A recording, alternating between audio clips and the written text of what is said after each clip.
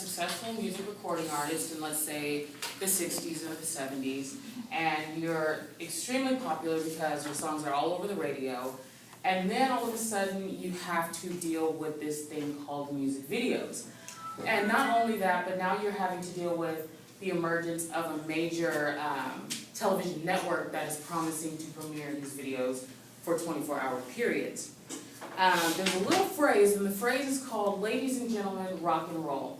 And with that phrase, an entire new generation was born. It was called the MTV generation. So, I'm just going to show you this little clip of a promo that MTV launched. 5, 4, we've got for main engine start, we have.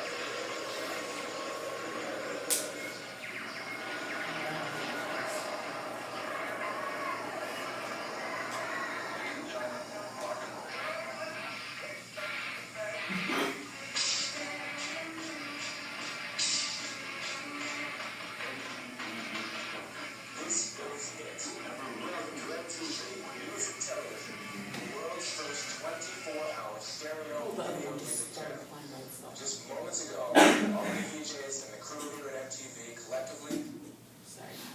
Okay, so now, good morning. First of all, my name is Sydney Livingston, and I am going to be talking about how MTV kind of shaped the music generation. So I'm just going to start with some lyrics by the Buggles, I believe it's pronounced. "Video killed the radio star." And that's exactly what happened when MTV launched on August 1st, 1981. Before its launch, like I said, the success of a music artist relied heavily on how heavy in rotation their records were being played on the radio. And ironically, the first video that was aired on MTV was "Video Killed the Radio Star." So it was like MTV was being kind of funny because they were making their intentions clear. So I have one more clip, hopefully this plays. It's the very first MTV broadcast.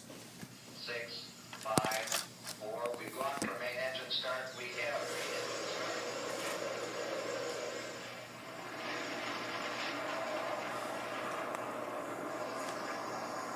Ladies and gentlemen, rock and roll.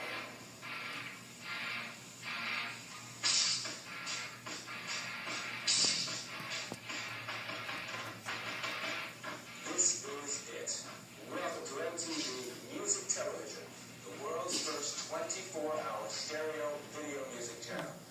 Just moments ago, all of the VJs and the crew here at MTV collectively hit our executive producer, Sue Steinberg, over the head with a bottle of champagne, and behold, a new concept is born. The best of TV combined with the best of radio. Now, starting right now, you'll never look at music the same way again. We'll be right back to introduce the other VJs and the other folks who are going to be with us on MTV. I'm Alan Hunter. I will be with you right after Mark. We'll be covering the latest in music news coast to coast here on MTV Music Television. I'm Martha Quinn. The music will continue non-stop on MTV Music Television, newest component of your stereo system.